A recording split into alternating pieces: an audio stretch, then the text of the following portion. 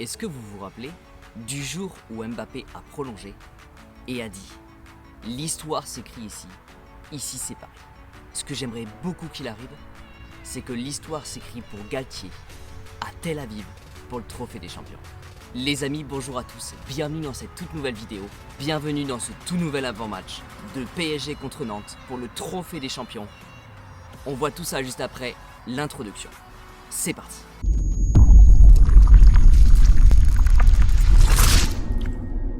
Avant de démarrer la vidéo, laissez-moi vous présenter R7 Foot. Vous trouverez sur le site R7 Foot des maillots non authentiques mais d'excellente qualité.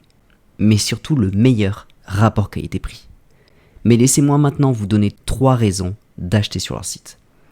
Premièrement, la livraison est gratuite à partir de 79 € d'achat. Vous avez également moins 10% sur tout leur site internet avec le code PSG. Et enfin, vous avez jusqu'à 3 maillots offerts. Prenez le temps de bien fouiller sur leur site, il y a des maillots magnifiques, quelle que soit l'équipe que vous supportez. Après, au niveau de la taille, prenez votre taille habituelle. Avant d'ajouter votre maillot de foot dans votre panier, n'oubliez pas de mentionner le nom du joueur que vous voulez dans votre dos. Une fois que votre panier sera prêt, R7 Foot aura le plaisir de vous offrir jusqu'à 3 maillots offerts. En fonction bien sûr du montant de votre panier. Avant de passer commande, vérifiez bien toutes les informations importantes à saisir. Et on arrive enfin au moment le plus important, le code promo. N'oubliez pas de rentrer le code PSG et enfin appuyez sur actualiser. Dans la case des remarques se situera justement les maillots que vous désirez gratuitement. Alors ce que je vais faire dans cet avant-match, c'est que je vais vous parler justement des conditions et de ce tout premier match officiel pour Christophe Galtier. Ensuite, ce qu'on va faire, bien sûr, c'est qu'on va voir la composition ensemble. Une composition qui sera faite, bien sûr, sans Kylian Mbappé. Et ensuite, en toute fin de vidéo, je vous donnerai mon pronostic. Et bien sûr, dans la barre des commentaires, j'attends le vôtre, bien évidemment. Donc commençons justement par toutes ces conditions. Et bien sûr, la toute première de Christophe Galtier. On va pas se mentir, on a tous passé un excellent moment durant cette fameuse tournée au Japon. Le PSG a gagné vraiment tous ses matchs. Mais quel bonheur de repartir enfin dans du sérieux, dans un gros match officiel, le Trophée des Champions. Ça va être tout simplement le premier match officiel de Galtier. Il faut absolument que Galtier remporte son premier match officiel. Bien sûr, vous l'avez compris, ça va être vraiment le premier moment où on va pouvoir voir si Galtier arrive à maintenir son équipe. Alors bien sûr, ça va être complètement beaucoup trop tôt pour se faire une réelle idée basée et ferme, mais ça va être un moyen pour nous de savoir si Galtier a une bonne main posée sur le PSG. Parce que le problème dans tout ça, c'est qu'on a vu énormément de bonnes choses durant la tournée au Japon, mais malheureusement ce n'était pas un match officiel. Attendez de voir un match officiel pour vraiment vous donner une idée de ce que vaut le PSG durant un match. Dimanche soir, on saura exactement ce que vaut le PSG dans un match officiel, un match sous pression, un réel match de foot, un match à enjeu. Alors le PSG possède déjà 10 trophées des champions. Mais le PSG va surtout disputer son 10e trophée des champions d'affilée. Et sur les 9 dernières éditions, le PSG a remporté 8 fois le trophée des champions. Donc forcément, le PSG est complètement favori durant ce match. Favori, oui, mais surtout très revanchard. On se souvient, l'année dernière, le PSG a perdu le trophée des champions face à Lille. Bon, j'espère que j'ai bien fait le tour justement des conditions, des questions qu'on pourrait se poser justement avant que ce match démarre. Passons maintenant directement à cette composition que Galtier va mettre en place. Et bien sûr une composition, malheureusement, sans Mbappé. Alors malheureusement sans Mbappé, mais pas forcément un immense problème. On l'a vu durant le dernier match contre Osaka, le PSG s'est tout simplement imposé 6-2. Et pour petit rappel, Mbappé est rentré aux alentours de la 70e minute. Mbappé pour ce match-là ne sera pas présent, il est clairement suspendu durant tout le match. Donc aucune entrée de Mbappé n'est prévue ce dimanche soir. J'en avais déjà parlé justement dans le débrief de ce match-là. Le PSG avait réussi à planter 5 buts sans Mbappé. Mais on avait justement planté un seul but avec Mbappé. Donc bref, tout ça pour dire que Galtier arrive quand même à trouver la solution sans son immense attaquant. Et c'est une excellente nouvelle car on a vu que l'année dernière, c'était pas du tout le cas avec l'ancien entraîneur. Mais bref, assez parlé de ça, passons directement à la composition d'équipe justement sans Kylian Mbappé. Alors malheureusement, le PSG a une très forte attaque. Mais il reste quand même un petit peu de travail à effectuer au milieu de terrain et surtout en défense.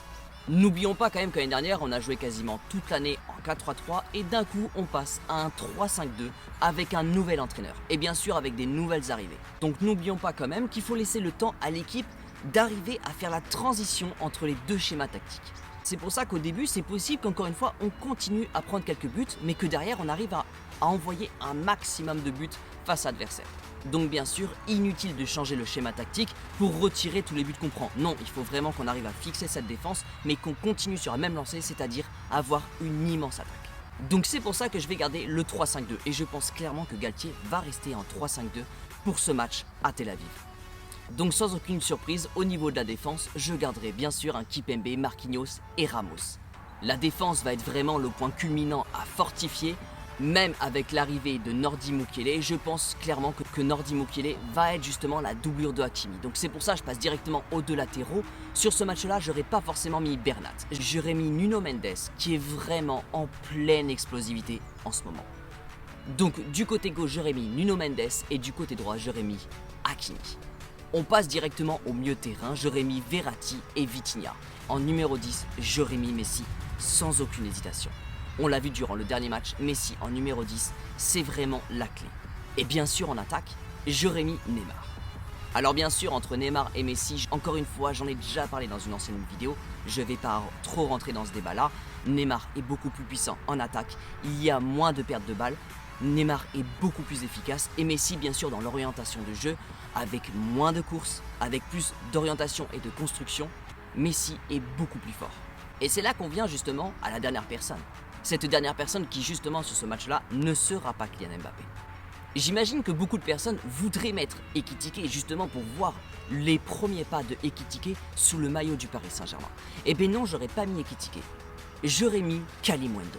Kalimundo qui mérite largement sa titularisation pour ce match-là, d'après tout ce que j'ai vu durant la tournée au Japon. Mais justement, ça fait une excellente transition avec les remplaçants que j'aurais effectués durant ce match-là. J'aurais mis Nordi Mukiele à la place de Hakimi, aux alentours de la 60-70e minute. En fonction bien sûr de la tournure des événements, pour ne pas prendre de risques. Et la même chose pour Ekitike. Ekitike peut apporter énormément de choses et de profondeur durant ce match. Alors l'objectif justement de la première équipe durant la première mi-temps, ça va être justement de sécuriser le match. Et ensuite bien sûr de faire rentrer Mukiele et Ekitike. Et bien sûr, je pense que Emery sera complètement le troisième remplaçant durant la seconde mi-temps. Mais l'idée vraiment, ça va être de les mettre sous pression pour voir justement exactement leur manière de jouer dans un match officiel et sous pression. Et bien sûr, en tant que gardien, j'aurais mis Keylor Navas, qui instaure vraiment la sécurité justement durant les matchs sous pression, durant les matchs à enjeu. Ce match-là, il ne faut surtout pas le perdre car ça va être vraiment démarrage vraiment de l'histoire de Galtier au PSG. Il ne faut surtout pas que Galtier démarre une année avec déjà un trophée qu'il n'a pas réussi à remporter. Il faut vraiment que Galtier démarre son année avec le trophée des champions. C'est ultra important pour la suite de Galtier au PSG. Sans bien sûr vous parler des médias qui seraient capables complètement de lui sauter dessus dès la première erreur. Alors bien sûr, avant de vous parler de mon pronostic, je vais juste porter un œil très rapidement au FC Nantes. Nantes a joué aux alentours de mercredi soir contre Rennes et s'est clairement incliné 1-0. Durant ce match, Nantes jouait en 5-3-2. Donc je pense qu'ils vont récupérer ce 11 type, cette composition justement face au PSG, c'est-à-dire de jouer avec un bloc bas et partir complètement en contre-attaque. Et j'aimerais bien sûr rebondir là-dessus, car l'année dernière on avait du mal à marquer et jouer tout simplement contre des équipes qui avaient un bloc bas, souvent étaient quand même en bloqué et les équipes partaient en contre-attaque. Ça va être un gros et immense test pour le PSG, de voir comment on arrive à débloquer la situation face à un bloc bas de 5 défenseurs. Bon, j'espère que j'ai vraiment fait le tour des compositions, de la manière de jouer, des questions qu'on pourrait se poser, mais bien sûr la dernière question qu'on pourrait se poser, c'est forcément ce pronostic. Bon, moi l'idée c'est qu'on m'a déjà posé la question dans les commentaires et clairement je me suis complètement mouillé, j'ai envoyé ma réponse comme ça, bien sûr avec un minimum de bon sens et de réflexion, mais j'ai directement répondu 4-1 et je vais vous expliquer pourquoi. Encore une fois, en défense, on a beaucoup de lacunes. Donc je vois complètement Nantes marquer un but, que ce soit en contre-attaque ou bien sûr sur une erreur défensive au niveau de l'alignement. Je vois Nantes marquer un but face au PSG. Mais d'un autre côté, et justement je n'ai aucune crainte par rapport à l'absence de Kylian Mbappé, le PSG a une lourde, très lourde attaque. Donc ça veut dire que de notre côté, des buts, on va en mettre. À hauteur de 4, je pense, de mon côté. Donc c'est pour ça que je vois un score de 4-1 pour le PSG. Bien sûr, le PSG, vainqueur de ce trophée des champions. Voici mon pronostic. Après, au niveau des buteurs, je verrais bien Neymar marquer un autre but. Peut-être même encore une fois sur penalty, sur une erreur défensive.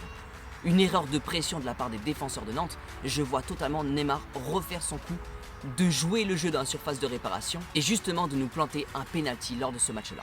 Je vois également un Messi buteur. Attention, Messi, il faudra qu'il soit beaucoup plus méchant lorsqu'il tire face au gardien. Sur le dernier match, ses frappes étaient beaucoup trop gentilles. Il faut vraiment que Messi devienne vraiment méchant face à l'adversaire.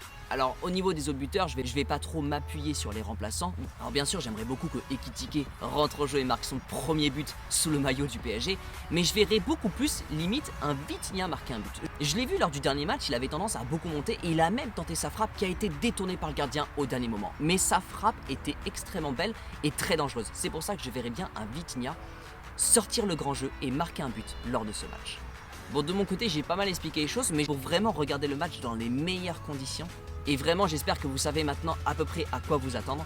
J'espère que vraiment le PSG va nous régaler, clairement ça va être le premier match officiel et j'espère qu'on va tous passer un excellent moment. Et bien sûr j'espère vraiment que Galtier va réussir ce tout premier match, ce tout début avec le PSG et que justement la victoire du PSG va marquer le début de la toute nouvelle aventure de Galtier au PSG. Bon les amis, j'espère que vous avez adoré cette vidéo, j'espère qu'elle vous a apporté un maximum d'informations, j'espère que vous avez passé un excellent moment. Les amis, on se retrouve très vite dans une toute nouvelle vidéo. N'oubliez pas bien sûr les petits pouces vers le haut pour le référencement de la chaîne et bien sûr pour le soutien que vous apportez à la chaîne. Merci beaucoup à tous ceux qui le feront. N'oubliez pas de vous abonner bien sûr si ce n'est pas déjà fait et bien sûr d'activer la petite cloche pour être au courant de toutes les dernières vidéos qui vont sortir. Les amis, je vous souhaite une excellente journée. Surtout n'oubliez pas, prenez soin de vous et surtout n'oubliez pas que ici c'est